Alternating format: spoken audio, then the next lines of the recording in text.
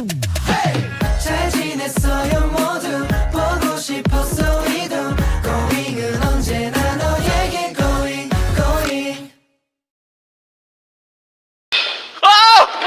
안녕하세요 여러분.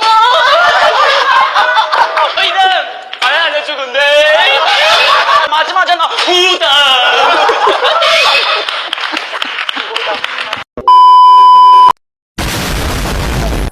Assalamualaikum warahmatullahi wabarakatuh. Halo, kami dari kelompok 5. Selamat datang yang dalam kami akan menyampaikan materi apa sih demokrasi Pancasila itu. Demokrasi berasal dari bahasa Yunani yang terdiri dari kata demos yang berarti rakyat dan kratos yang berarti pemerintahan. Kemudian, demokrasi dapat diartikan sebagai pemerintahan dari rakyat, oleh rakyat, dan untuk rakyat. Demokrasi Pancasila adalah sistem demokrasi yang berdasarkan nilai-nilai Pancasila sebagai dasar Republik Indonesia. Musyawarah mufakat tanpa oposisi dalam doktrin Manipal USEAK disebut pula sebagai demokrasi terpimpin. Demokrasi terpimpin merupakan demokrasi yang berada di bawah komando pemimpin besar revolusi. Kemudian, dalam doktrin Repelita yang berada di bawah pimpinan komando pemerintah, arah rencana pembangunan daripada suara terbanyak dalam setiap usaha pemecahan masalah atau pengambilan keputusan, terutama dalam lembaga-lembaga negara.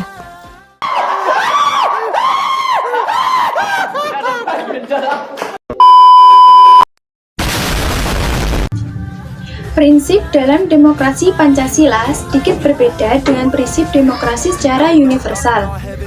Ciri demokrasi Pancasila, pemerintah dijalankan berdasarkan konstitusi, adanya pemilu secara berkesinambungan, adanya peran-peran kelompok kepentingan, adanya penghargaan atas hak asasi manusia, serta perlindungan hak minoritas. Demokrasi Pancasila merupakan kompetisi berbagai ide dan cara untuk menyelesaikan masalah. Ide-ide yang paling baik akan diterima bukan berdasarkan suara terbanyak. Demokrasi Pancasila merupakan demokrasi konstitusional dengan mekanisme kedaulatan rakyat dalam penyelenggaraan negara dan penyelenggaraan pemerintah berdasarkan konstitusi, yaitu Undang-Undang Dasar 1945.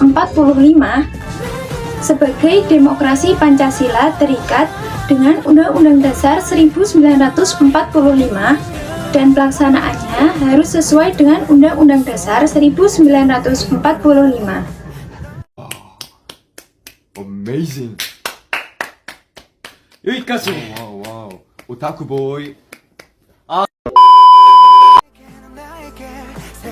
Adalah sebagai berikut: menjamin adanya keikutsertaan rakyat dalam kehidupan bernegara. Contohnya, ikut menyukseskan pemilu, ikut menyukseskan pembangunan, ikut duduk dalam badan perwakilan atau permusyawaratan, menjamin tetap tegaknya negara Republik Indonesia, menjamin tetap tegaknya hukum yang bersumber pada Pancasila. Oh my gosh.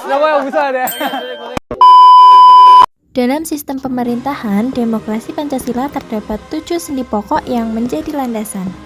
1. Indonesia ialah negara yang berdasarkan hukum. Seluruh tindakan apapun harus dilandasi oleh hukum.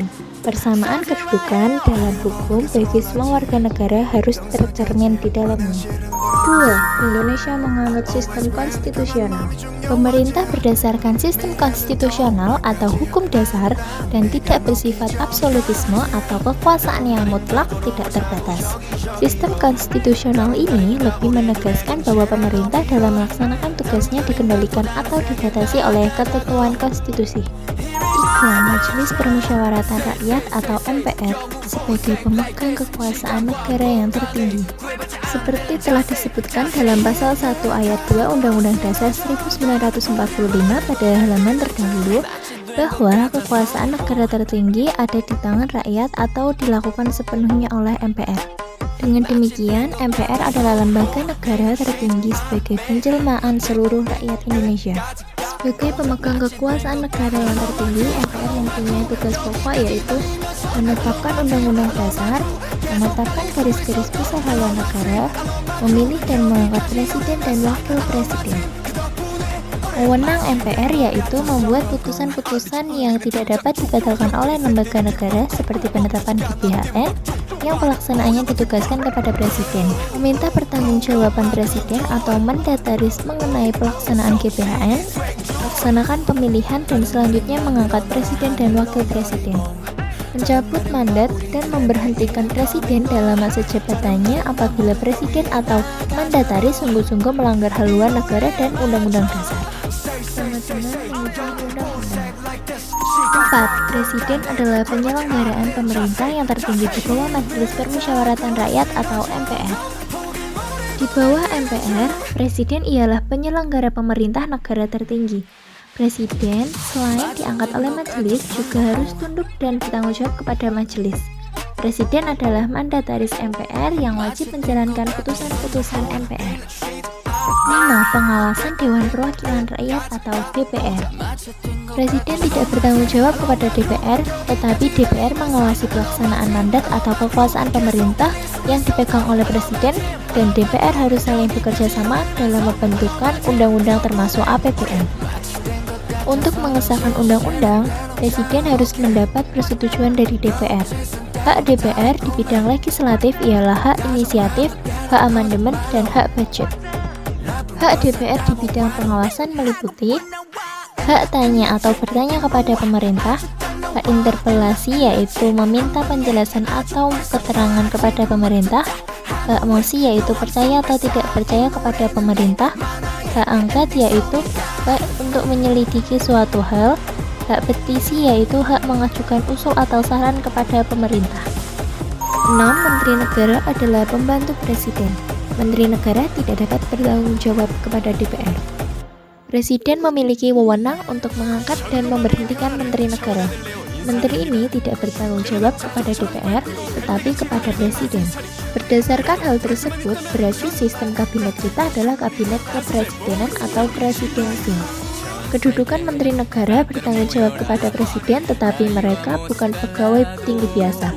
Menteri ini menjalankan kekuasaan pemerintah dalam prakteknya berada di bawah koordinasi Presiden. 7. Kekuasaan kepala negara tidak tak terbatas. Kepala negara tidak bertanggung jawab kepada DPR, tetapi ia bukan diktator. Artinya, kekuasaan tidak tak terbatas. Ia harus memperhatikan sungguh-sungguh suara DPR.